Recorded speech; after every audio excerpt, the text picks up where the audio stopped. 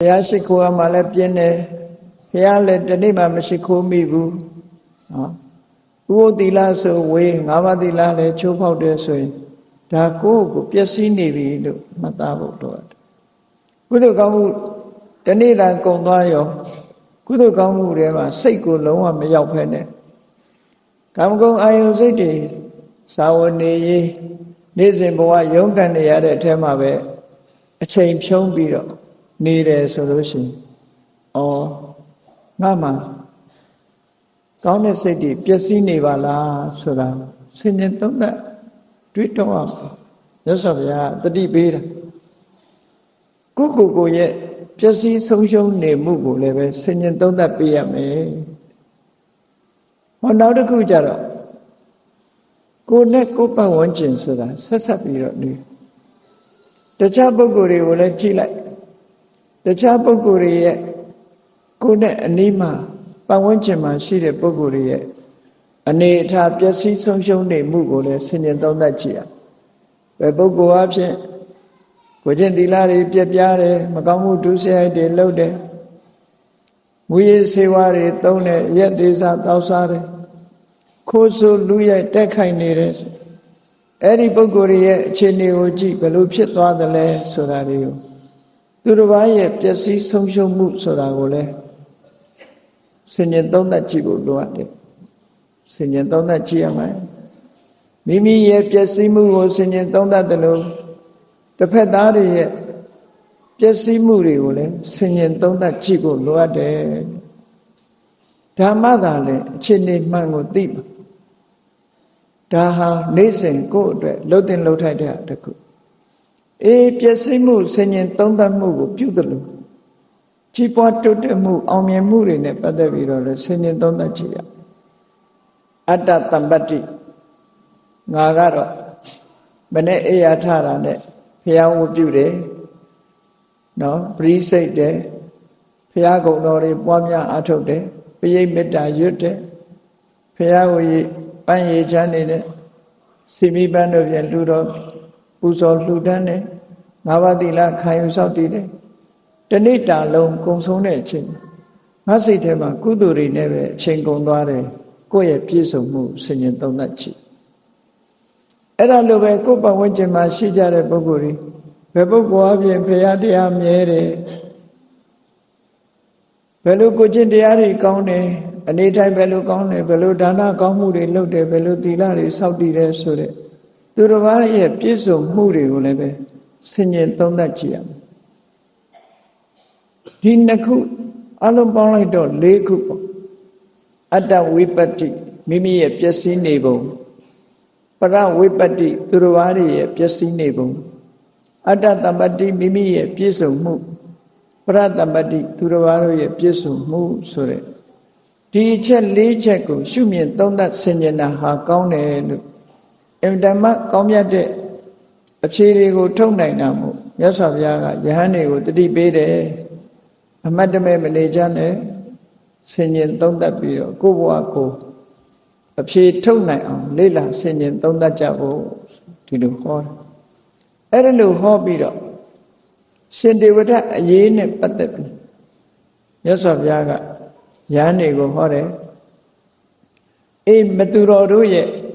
စိတ်နေသဘောထားတွေမသူတော်တို့ရဲ့ဒီ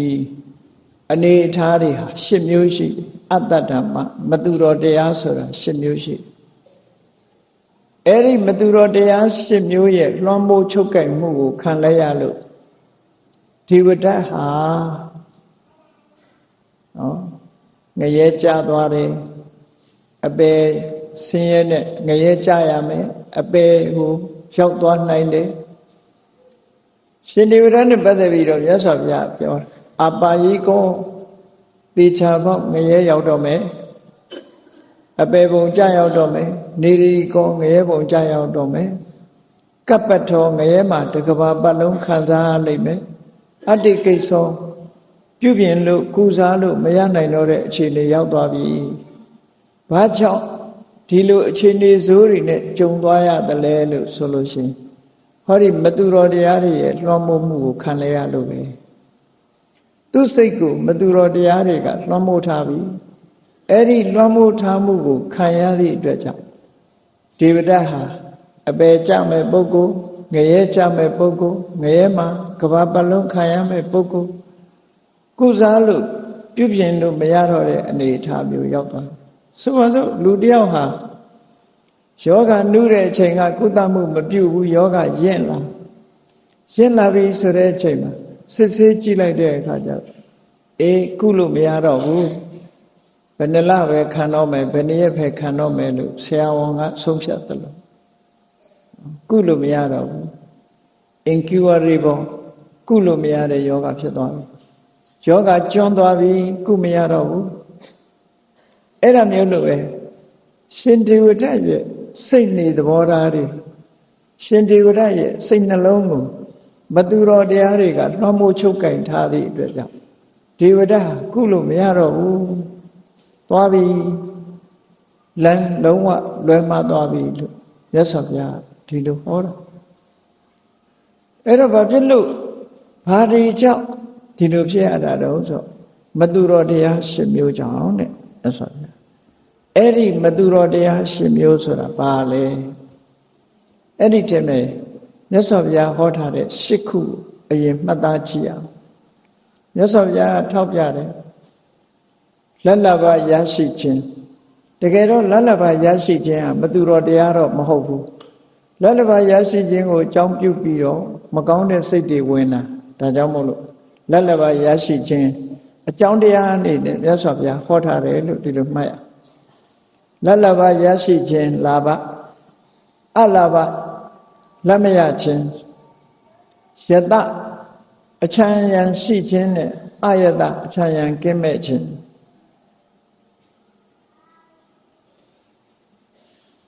နောက်ပြီးတော့တက်ကာရတရားဓမ္မတွေက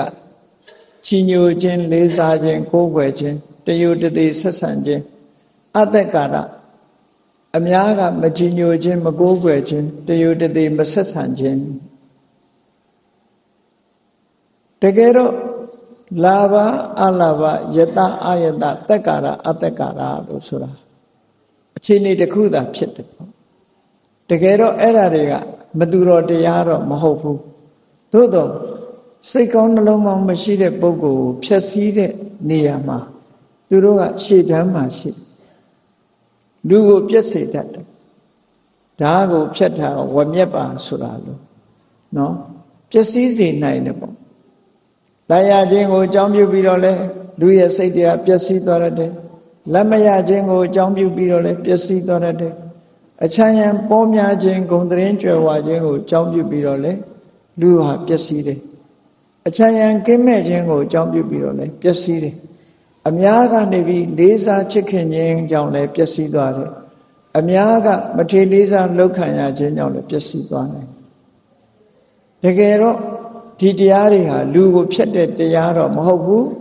စိတ်ထက်ကြံ့ခိုင်မှုမရှိတဲ့ပုဂ္ဂိုလ်တွေကိုဖျက်ဆီးနိုင်လို့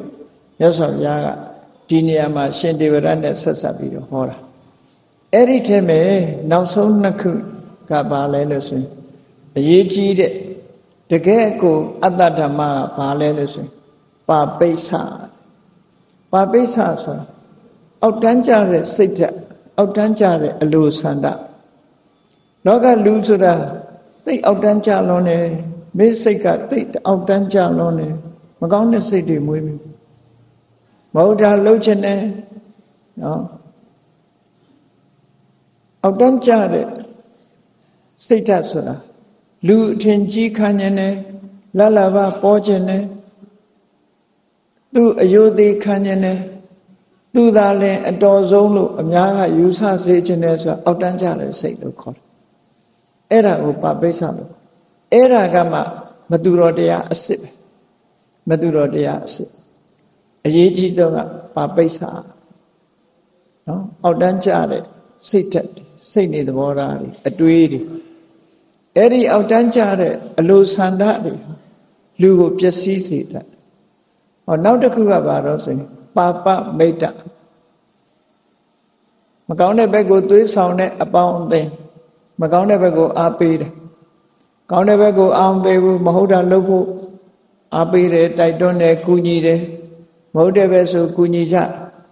နော်အရက်တော့ဖို့ဆိုရင်တကားခံမဲ့လူပေါ်တယ်ထမင်းတနတ်ကျွေးဖို့ကြတော့ဝန်လေးကြအဲ့ဒါမျိုးပေါ့မကောင်းတဲ့မူရင်းစေဝါတို့သွားဖို့ရကြလို့ရှင်ရဲရောပေးချကမ်းကြတဲ့လူမျိုးတွေလည်းရှိအဲ့ဒီလိုအပေါင်းအသင်းမျိုးပပမိတ်တာလို့ခေါ်တယ်မကောင်းတာလုပ်ဖို့မကောင်းတာတွေပြောဖို့မကောင်းတဲ့အတွေးတွေတွေးဖို့ဆိုတာတွေကိုစိတ်ကူးချမ်းစီပြီးတော့သွေးဆောင်ဖျားယောင်းတဲ့ပုဂ္ဂိုလ်တွေအဲ့ဒီပုဂ္ဂိုလ်တွေဟာပပမိတ်တာလို့ခေါ်တယ်မကောင်းတဲ့ဘက်ရှင်ဒေဝရပျက်စီးသွားတာဟာပါပိဿနဲ့ပပမိတ်တာဒီအတ္တဓမ္မတရားနှစ်ခုမသူတော်တရားနှစ်ခုအဓိကကြလာရတာတို့လက်မရတာတို့နော်အချမ်းရရှိတာတို့အချမ်းရမရှိတာတို့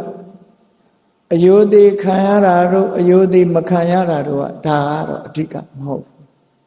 သူရဲ့စိတ်နေသဘောထားတွေအောက်တန်းကြတာပို့ပြီးတော့အခြေအနေကြသို့တော်လည်းပဲဒီစိတ်အောက်တန်းကြတဲ့ပုဂ္ဂိုလ်တွေအတွက်လက်ရခြင်းဟာအန္တရာယ်ကြီးတစ်ခုပဲလက်မရတာလည်းအန္တရာယ်ကြီးတစ်ခုဘာဖြစ်လို့မြတ်စွာဘုရားက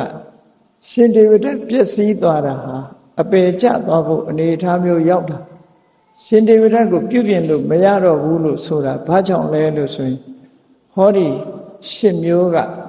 ဘသူတော်တရား8မျိုးကသူ့ရဲ့စိတ်ကိုလွှမ်းမိုးအနိုင်ယူထားလို့ပဲလို့ဒီလိုဟောတယ်ဒါဖြင့်ဘယ်လိုလွှမ်းမိုးနေသလဲသူ့ရဲ့ဇာတ်ကြောင်းကိုရှာကြည့်သူကတာဂဝေမင်းသား6ယောက်နဲ့အတူကျန်တဲ့တာဂဝေမင်းသားတွေနဲ့အတူသူ့အဖော်9ယောက်နဲ့အတူဇွာတို့ရှအနန္ဒာတို့ပကုတို့ဗတ္တိယတို့ခိမိလတို့အဲ့ဓာတွေနဲ့အနုရုဒ္ဓါတို့နဲ့အတူမင်းသားတွေဒီ6ယောက်သာသနာပေါင်းဝင်လာကြဂုဏ်ရှိတရေရှိတွေရှိတဲ့ဥစ္စာကြွယ်ဝချမ်းသာကြတဲ့မိသားစုတွေကမွေးလာတဲ့တိုင်ကိုမင်းသား6ယောက်သာသနာပေါင်းဝင်လာကြတယ်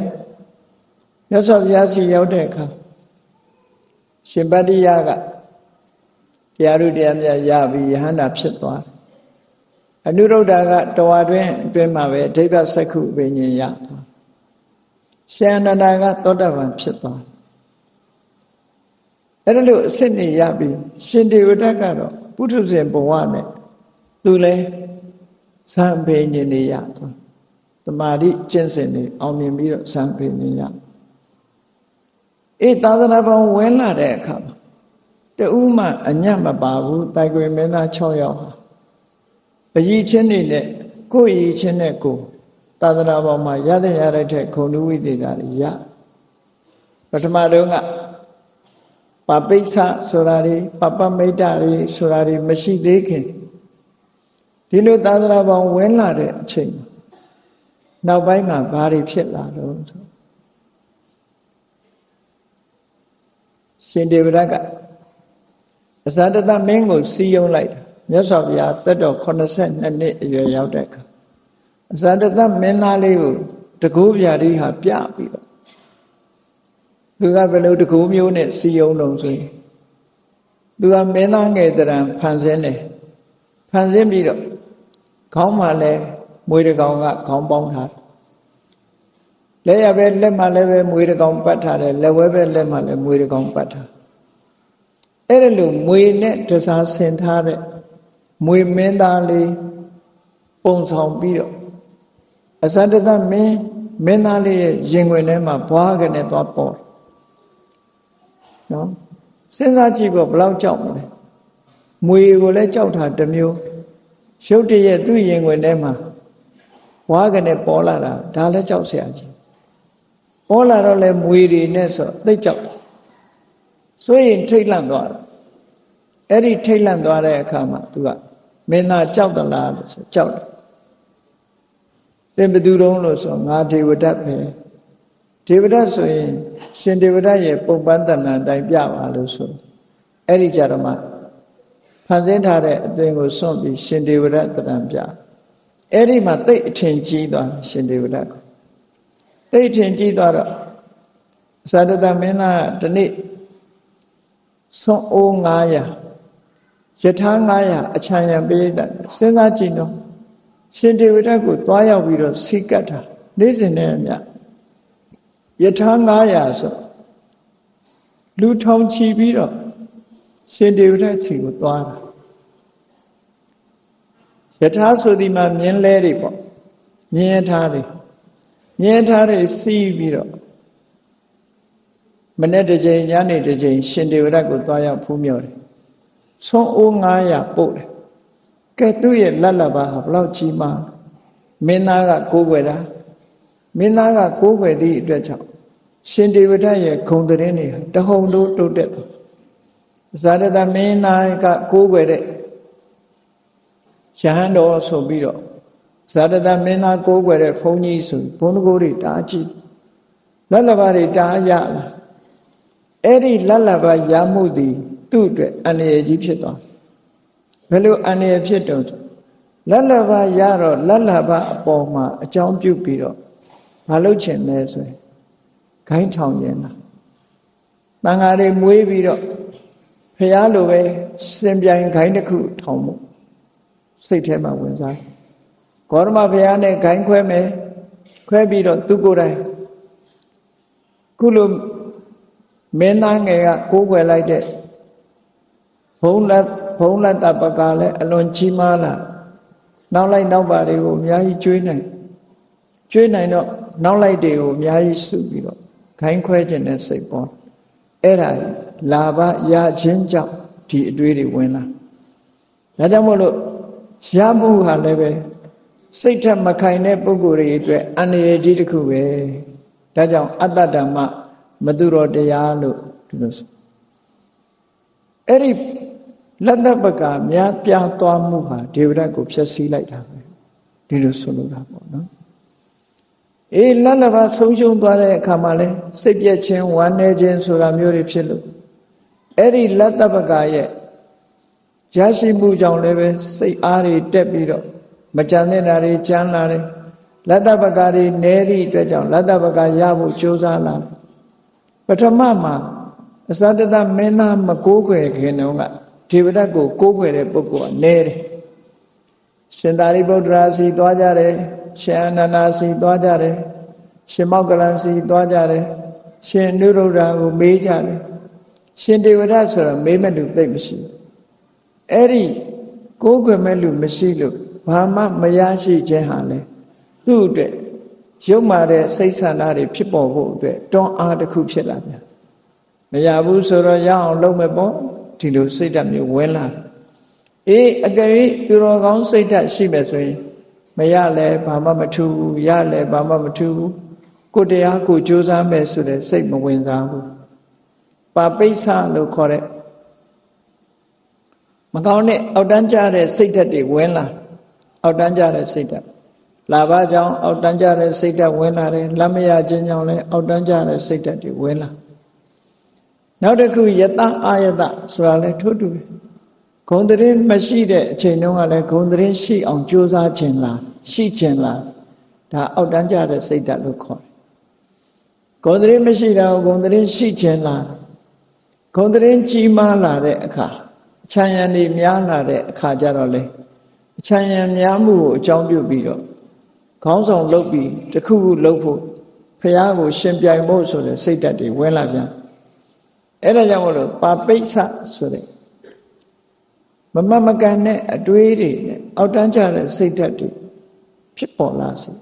အဲ့ဒါတွေကြောင့်ဖြစ်ပေါ်အေးဇာတတမင်းကတယူတသေးနဲ့တက်ကာရလေးလေးစားစားပူဇော်တက်ကာရပြုတယ်အဲ့ဒီလေးလေးစားစားပြုတဲ့ပူဇော်တက်ကာရဒေဝရတ်အဖို့မှာပို့ပြီးတော့မကောင်းတဲ့စိတ်ဓာတ်တွေတိုးပွားလာစေတယ်ပေါ့ငါဘုန်းကြီးတယ်ငါလူရှိအောင်မလားငါကိုဘလောက်ယိုသေးတယ်ဆိုတဲ့အပေါ်မှာစိတ်ဓာတ်ကမကောင်းတဲ့အတွေးတွေဝင်လာပြီးတော့ပျက်စီးဆုံးရှုံးသွားဒါပျက်စီးဆုံးရှုံးတဲ့ခဏခေတ်မှာလည်းပဲတူတူပဲ ယဟန်တန်ဃာတွေဘုန်းကြီးတွေငယ်ငယ်ရွယ်နဲ့ဘုန်းကြီးပြီဆိုလို့ရှိရင်ပျက်စီးသွားတာဒါဒီသဘောတွေပဲနော်ပျက်စီးသွားတာရှင်းတော့ကမြန်မာပြည်မှာငယ်ငယ်ရွယ်နဲ့တရားဟောလို့တရားဟောကောင်းတဲ့ပုဂ္ဂိုလ်တွေတရားနာပရိသတ်တွေကများတယ်ကြီးညိုတဲ့ပုဂ္ဂိုလ်တွေကများလာလို့ရှိရင်ပျက်စီးသွားတယ်ဒါကိုအကြောင်းပြုပြီးတော့မမှန်ကန်တဲ့အတွေးတွေတွေးလာပြီးမမှန်ကန်တဲ့စိတ်နေသဘောထားတွေကြောင့်ပျက်စီးသွားအခုဒေဝဒပျက်စီးသွားတာအဲ့ဒီပါပိဿလို့ခေါ်တယ်အောက်တန်းကြတဲ့အတွေးတွေရှောက်တွေးမိတယ်လာရတာကိုအကြောင်းပြုပြီးတော့တွေးတယ်အချမ်းရံနေများတာကိုအကြောင်းပြုပြီးတော့တွေးတယ်ပူဇော်သက်္ကာရတယုတတိဆက်ဆံခံရတာကိုအကြောင်းပြုပြီးတော့တွေးတယ်ဆိုအဲ့ဒီအတွေးတွေပေါ်မှာအောက်တန်းကြတဲ့စိတ်ဓာတ်ဝင်လာတဲ့အခါမှာမြတ်စွာဘုရားကိုတုပြိုင်ပြီးတော့တခိုင်းထောင်ဖို့ဆိုတဲ့စိတ်ဓာတ်ထီအောင်ရောက်လာနောက်ဆုံးမှာသူဘယ်လောက်ထီအောင်ဖြစ်လာတော့ဆိုပရိသတ်သူကိုယ်သူအထင်ကြီးလာတဲ့အခါမှာဘယ်လိုဖြစ်လဲမြတ်စွာဘုရားကလူလူပရိသတ်ကြီးကြားမှာတရားဟောနေတယ်ဘိက္ခုပရိသတ်ဘိက္ခုနီပရိသတ်ဥပဒကဥပတိကာမလို့ဆိုတဲ့ပရိသတ်၄ပါးခြံရံပြီးတော့အမတမများပြားလာတဲ့ပရိသတ်လည်းမှာတရားဟောနေတဲ့အချိန်မှာသူကပရိသတ်ထဲမှာထပြီးတော့ဘုရားကိုလျှောက်တယ်အရှင်ဘုရားတဲ့အရှင်ဘုရားအသက်ကြီးပါပြီအသက်ကြီးလို့အနားယူပါဒီပရိသတ်တွေရဲ့တောင်းသူထမ်းဆောင်ပါမယ်ယဟန်တန်ဃာတွေရဲ့တောင်းကိုသူလွှဲပါသူထမ်းဆောင်ပါမယ်လို့အဲ့ဒီလိုလူကြားထဲမှာထပြီးတော့လျှောက်တယ်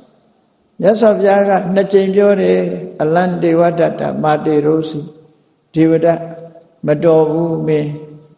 အများရဲ့တောင်းကိုမယူခြင်းနဲ့တန်ခါတောင်းကိုမယူခြင်းနဲ့ခေါင်းဆောင်မလုပ်ခြင်းနဲ့လို့မြတ်စွာဘုရားနှစ်ကြိမ်တားမရဘူးထပ်ပြီးတော့သုံးကြိမ်တိုင်အောင်လျှောက်တော့မြတ်စွာဘုရားကသူ့ကိုပြောလိုက်တဲ့စကားတစ်ခုကသူ့ရင်ထဲနှလုံးထဲမှာခံပြင်းသွားတယ်ပို့ပြီးတော့ဘယ်လိုပြောတော့ဆိုရင်အေးမင်းတို့သူများထွေးတဲ့တတွေးကိုမျိုးမဲ့လူကိုငါဘယ်လိုလုပ်ပြီးတော့ငါတန်ခါပရိသတ်ကိုလွှဲမလဲတဲ့တာရိပုတ္တရာမောဂလန်တို့လိုပညာရှိတဲ့ပုဂ္ဂိုလ်တွေတောင်ငါမလွှဲတာမင်းတို့သူများထွေးတဲ့တတွေးကိုခံယူတဲ့ပုဂ္ဂိုလ်ကိုငါဘာလို့လွှဲရမှာလဲလို့အပြတ်ပြောလိုက်တဲ့အခါကျတော့မြတ်စွာဘုရားပေါ်မှာနာကြီးတော့နော်ဒီလိုဖြစ်သွားရှင်တေဝဒတ်ကအဓိကကတော့သူ့ကိုဖျက်ဆီးလိုက်တာတော့သူ့ရဲ့မကောင်းတဲ့စိတ်နေစိတ်ထားတွေလာလာပါရတာကိုအကြောင်းပြုပြီးမကောင်းတဲ့စိတ်ဓာတ်တွေပေါ်တယ်ယိုသိမှုကိုအကြောင်းပြုပြီးမကောင်းတဲ့စိတ်ဓာတ်တွေပေါ်လာလူကြီးလှုပ်ချင်လာတဲ့စိတ်အေးအရက်ထဲမှာလည်းရှိတတ်တယ်စီးပွားဥစ္စာလေးတိုးတက်လာလို့ရှိရင်လူကြီးလှုပ်ချင်လာခေါင်းဆောင်ချင်လာဒါမျိုးရှိတတ်တယ်အဲ့ဒါဟာအများကဒီလိုလားတာမဟုတ်ဘဲနဲ့မိမိကကိုယ့်ကိုအထင်ကြီးပြီးတော့လှုပ်လာတဲ့ပုံကိုယ်တွေဟာနောက်ဆုံးကျတော့ကြာဆုံးသွားတယ်ဟောကြာဆုံးသွားတာရှင်တေဝရကြာဆုံးသလိုကြာဆုံးမှုတွေနဲ့ကြုံတတ်တယ်ဒါကြောင့်မို့လတ္တပကာတို့ပူဇော်သက်္ကာရတို့ဆိုတာလူကိုဖျက်ဆီးတတ်တယ်စိတ်ထညံ့လို့ရှိရင်တော့အဲ့ဒါတွေကအန္တရာယ်ကြီးတွေပဲဘယ်လိုမြတ်စွာဘုရားကဟောလဲလို့ဆိုလို့ရှိရင်ကြည့်လေလောကမှာဖလံဝေကတလိဟန္တိဖလံဝေလုံဖလံနလံဆိုတဲ့မြတ်စွာဘုရားရဲ့စကားတော်လေးရှိဖလံဝေကတလိဟန္တိငပြောသည်ကငပြောပင်ကိုဖျက်ဆီးတယ်နော်ကြည့်နော်ငပြောပင်ဆိုတာငပြောသည်တီးရင်ဒီပင်သေတော့တာပဲလေ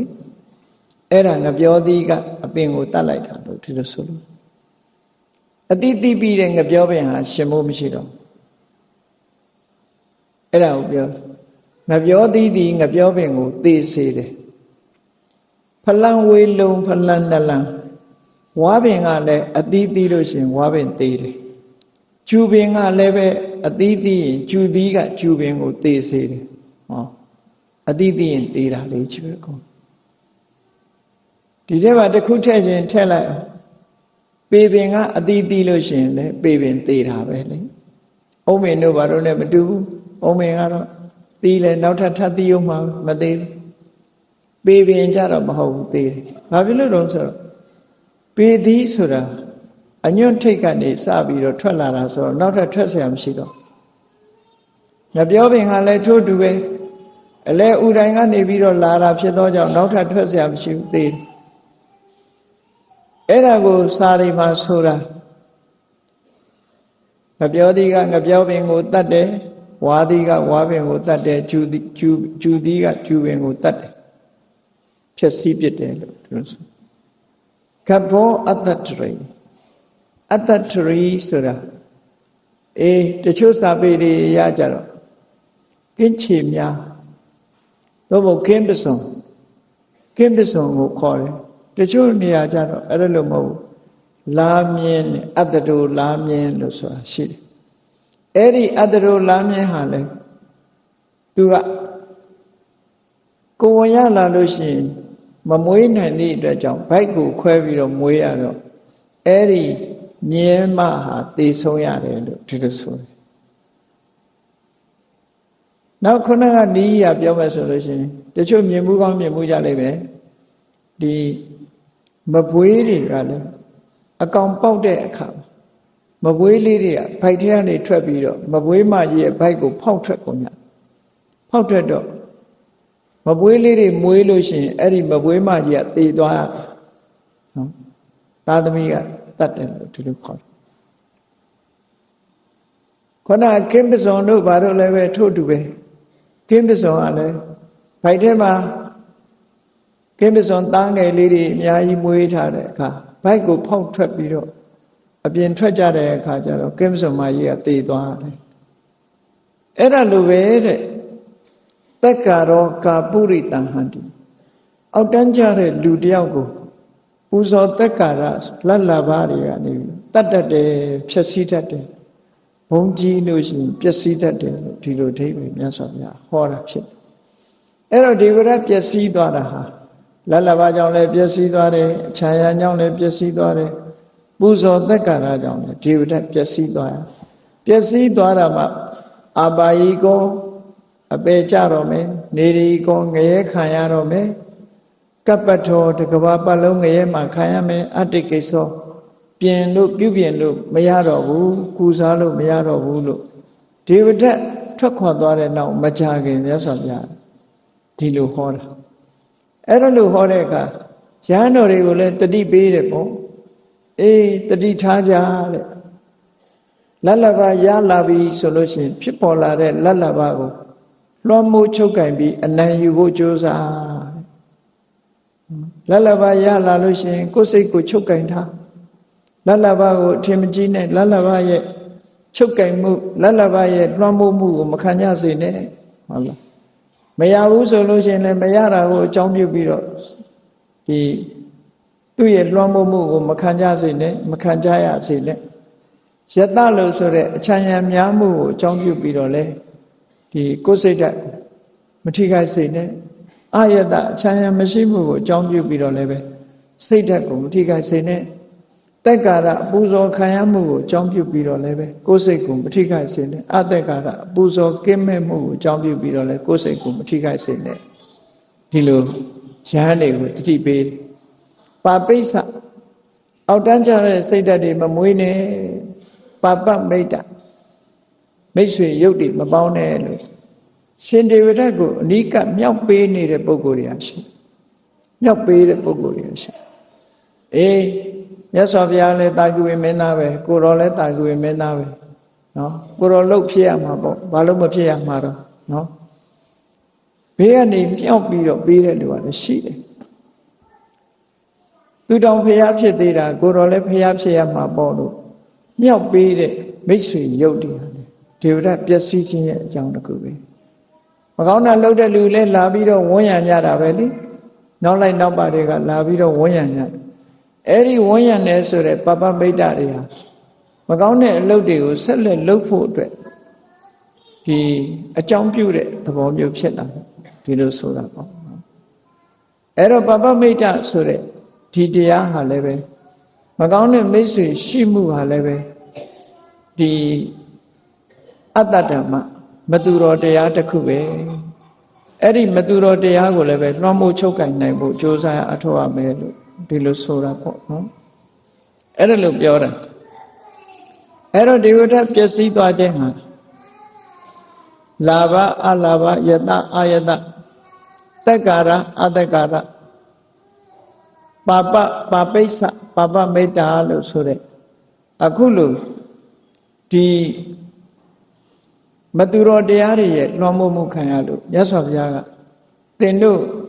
အဲ့ဒီမသူတော်တရား၈မျိုးရဲ့အလွှမ်းမိုးကိုမခံရစေနဲ့တတိထားကြဒါကြောင့်မို့နိုင်နာကျင့်သုံးမှုတစ်ခုမြတ်စွာဘုရားကချမှတ်ပေးတယ်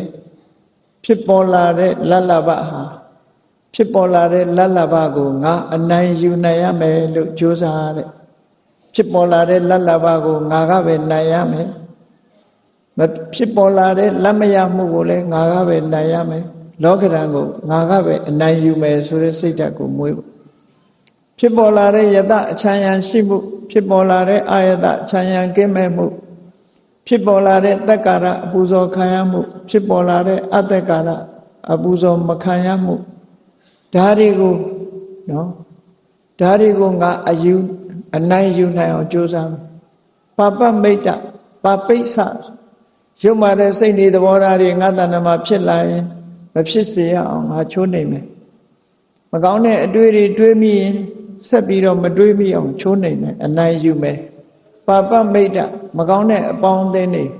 သူတို့ကိုလည်းငါအနိုင်ယူမယ်သူတို့စကားကိုနားမထောင်ဘူးသူတို့ရဲ့အပိအမြောက်ပြုမှုတွေကိုလက်မခံဘူးလို့မိမိကသာအနိုင်ယူနိုင်ဖို့ကြိုးစားရမယ်လို့မြတ်စွာဘုရားကယဟန်တွေကိုဆုံးမဘာအတွက်ကိုကအနိုင်ယူဖို့ကြိုးစားရမလဲလို့ဆိုလို့ရှိရင်အကယ်၍ဖြစ်ပေါ်လာတဲ့လာဘအလာဘယတအာယတတက္ကာရအတ္တကာရပါပိစ္ဆပပမိတ်တဆိုတဲ့မသူတော်တရားတွေဟာကိုယ်တဏ္ဍာကိုလွှမ်းမိုးသွားပြီဆိုရင်ဘာဖြစ်မလဲဝိခာတပရိလာဟဘေးရအန္တရာယ်တွေဖြစ်ပေါ်လာမယ်ဝိခာတစိတ်ပင်ပန်းပွယ်တွေဖြစ်ပေါ်လာမယ်ပရိလာဟစိတ်နှလုံးပူလောင်မှုတွေကိုဖြစ်ပေါ်လာနိုင်တယ်အဲ့ဓာတွေကိုကိုယ်ကလွှမ်းမိုးပြီးအနိုင်ယူလိုက်မယ်ဆိုလို့ရှိရင်တော့စိတ်ပင်ပန်းမှုတွေမဖြစ်တော့ဘူးစိတ်ပူလောင်မှုတွေလည်းမဖြစ်တော့ဘူးဒါကြောင့်မို့လို့ဒီအကျိုးကိုမျှော်ကိုးပြီးတော့မသူတော်တရားတွေကိုအနိုင်ယူနိုင်အောင်ကြိုးစားအထောက်ရမယ်လို့မြတ်စွာဘုရားကယဟန်တွေကိုဆုံးမဩဝါဒဒါကြောင့်မို့ဘုန်းကြီးတို့တွေလည်းနေ့စဉ်ဘဝမှာနော်နေ့စဉ်ဘဝမှာလလဘရတဲ့အခါရှိတယ်နော်စီးပွားဥစ္စာတိုးတက်တဲ့အခါလူတွေဆိုလို့ရှိရင်စီးပွားဥစ္စာအယောင်းဝယ်တွေကောင်းပြီးရတဲ့အခါရှိတယ်မရတဲ့အခါရှိတယ်